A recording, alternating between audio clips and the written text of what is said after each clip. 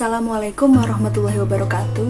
Kami dari kelompok 4 ingin mempresentasikan hasil diskusi kami tentang organisasi tuturan, gaya, dan nada tuturan. Perkenalkan, anggota kelompok 4, saya sendiri, Koryah Komala, NPM 2020-21 5017. Saya Nurul Apria dengan NPM 2020-21 Nama Ismi Amelia Putri, NPM 2020-21500141. Perkenalkan, nama saya Dita Rahmayani, NPM 2020-21500029. Perkenalkan, nama saya Tri Indriani, NPM 2020-21 500146. Perkenalkan, nama saya Sena Risma Ananda, NPM 2020-21 500113. A. Organisasi tutur. Organisasi tutur adalah kajian pragmatik yang di dalamnya terdapat istilah tindak tutur, peristiwa tindak tutur, jenis-jenis tindak tutur, dan penggunaan tindak tutur. Menurut Wijana, pada tahun 1996, halaman 1, pragmatik adalah cabang ilmu bahasa yang mempelajari tentang struktur bahasa eksternal, yaitu bagaimana satuan kebahasaan yang digunakan dalam komunikasi. Berikutnya adalah faktor-faktor yang menentukan organisasi tuturan terdiri dari yang pertama, konteks tutur. Pragmatik memandang konteks sebagai pengetahuan bersifat dalam interpretasi seperti harapan masa depan, hipotesis ilmiah, kepercayaan terhadap keagamaan, kenangan lucu, asumsi tentang kebudayaan, faktor norma sosial, dan sebagainya, dan kepercayaan terhadap penutur atau sebaliknya menurut Speber dan Wilson 1998-15. Konteks pendengar dan pengetahuan tersebut mengarah pada interpretasi suatu tuturan. Faktor-faktor yang menentukan organisasi tutur yang berikutnya adalah situasi tutur. Menurut Rustono dalam bukunya tahun 1999 halaman 26 menyatakan bahwa situasi tutur adalah situasi yang melahirkan tuturan. Hal tersebut berkaitan dengan adanya pendapat bahwa tuturan adalah akibat, sedangkan situasi adalah penyebab terjadinya tuturan. Leach tahun 1983 mengungkapkan aspek-aspek yang harus dipertimbangkan dalam berkomunikasi. Aspek-aspeknya itu apa saja akan dijelaskan oleh teman saya berikutnya. Aspek-aspek situasi tutur yang dikemukakan oleh Lench 1983 adalah 1.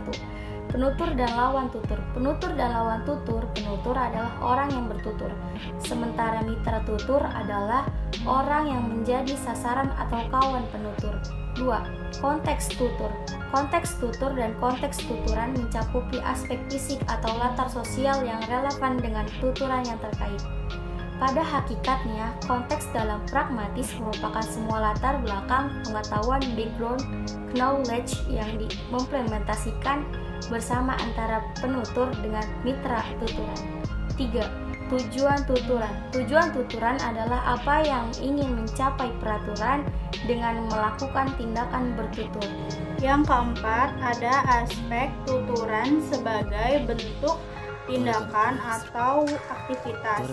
Yang dimaksud dari tuturan sebagai bentuk tindakan atau aktivitas yaitu tindak tutur itu merupakan tindakan juga. Menuturkan sebuah tuturan dapat dilihat sebagai melakukan tindakan. Menurut Austin 1962, Gunarwan 1994, dan Kaswanti Purwo 1990. Di sini aturan bukan merupakan entitas abstrak seperti tata bahasa. Di sini tuturan adalah sebagai entitas yang konkret, jelas penutur lawan dan tuturnya, serta waktu dan tempat pengutaraannya. Aspek yang terakhir yaitu aspek yang nomor 5. Tuturan sebagai produk tindak verbal. Tindakan manusia dibedakan menjadi dua bagian. Yang pertama ada tindak verbal, Dan yang kedua ada tindak nonverbal. Memukul atau berjalan merupakan salah satu contoh dari tindakan nonverbal, sementara berbicara merupakan contoh dari tindak verbal. Tindak verbal adalah tindak mengekspresikan kata-kata atau bahasa. Peristiwa tutur. Peristiwa tutur adalah terjadinya atau berlangsungnya interaksi linguistik dalam satu bentuk ujaran atau lebih yang melibatkan dua pihak, yaitu penutur dan lawan tutur, dengan satu pokok tuturan di dalam waktu, tempat, dan situasi tertentu. Sebagai alat komunikasi adalah sebuah peristiwa tutur. Tindak tutur. Tindak tutur adalah kemampuan seorang individu yang mempunyai maksud tertentu sesuai dengan situasi tertentu. Dari definisi tersebut, tutur yang lebih ditekankan ialah arti tindakan dan tuturannya. Hal itu sesuai dengan fungsi bahasa sebagai alat komunikasi yang bertujuan untuk merumuskan maksud dan melahirkan perasaan penutur.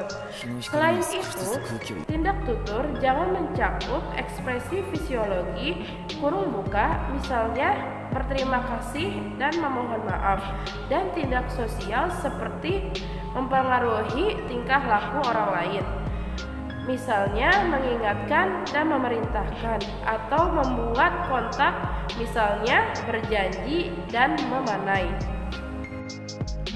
B. Pengertian gaya tuturan bahasa. Gaya bahasa adalah cara penggunaan bahasa dari seseorang dalam konteks tertentu untuk tujuan tertentu.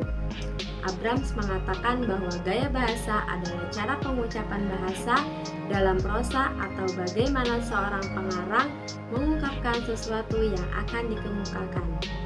Leach dan Short juga berpendapat bahwa gaya bahasa adalah penggunaan bahasa dalam konteks tertentu oleh pengarang tertentu dan untuk tujuan tertentu.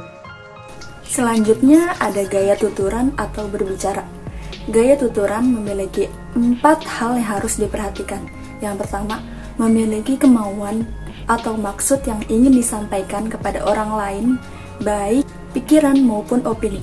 Yang kedua, harus disadari bahwa pembicara adalah pemakai bahasa dalam membentuk pikiran dan perasaan menjadi kata-kata. Yang ketiga, pembicara merupakan seseorang yang harus disimak, didengarkan dalam menyampaikan maksudnya. Yang keempat, pembicara adalah seseorang yang harus dilihat dan diperhatikan, baik penampilan maupun dalam tindakannya.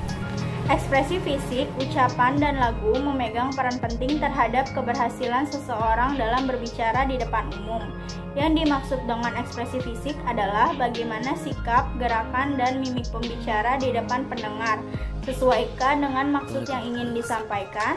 Ekspresi ucapan berupa pelafalan kata yang tepat, pengucapan vokal dan konsonan yang jelas, serta artikulasi yang baik. Sedangkan ekspresi lagu meliputi tinggi rendahnya, keras lembutnya, cepat lambatnya kalimat ujaran, dan penempatan jeda yang tepat.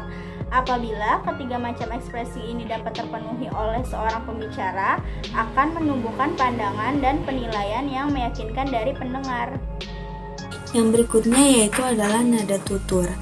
Nada tutur adalah suatu jenis suprasegmental yang ditandai dengan tinggi rendahnya arus ujaran. Tinggi rendahnya arus ujaran terjadi akibat frekuensi getaran yang berbeda antar segmen. Bila seseorang dalam kesedihan, dia akan berbicara dengan nada yang rendah. Begitupun sebaliknya, bila orang yang sedang merasa gembira ataupun marah, maka nada tinggilah yang biasanya digunakan. Suatu pertanyaan atau perintah biasanya menggunakan nada yang khas. Nada dalam ilmu bahasa biasanya dilambangkan dengan angka, misalnya 2, 3, 2, di mana segmen pertama nadanya lebih rendah daripada segmen kedua, dan segmen ketiga nadanya lebih rendah dari segmen kedua.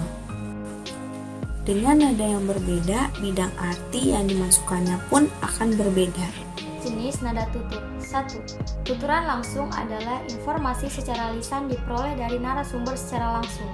Ciri-cirinya adalah hanya dapat didengar sekali saja. Contoh, percakapan sehari-hari, pidato, diskusi, komentar, dan wawasan. 2. Tuturan tidak langsung adalah informasi yang disampaikan secara lisan dan diperoleh secara tidak langsung. Ciri-cirinya adalah dapat didengar berulang-ulang. Contohnya adalah internet, radio, televisi, dan rekaman.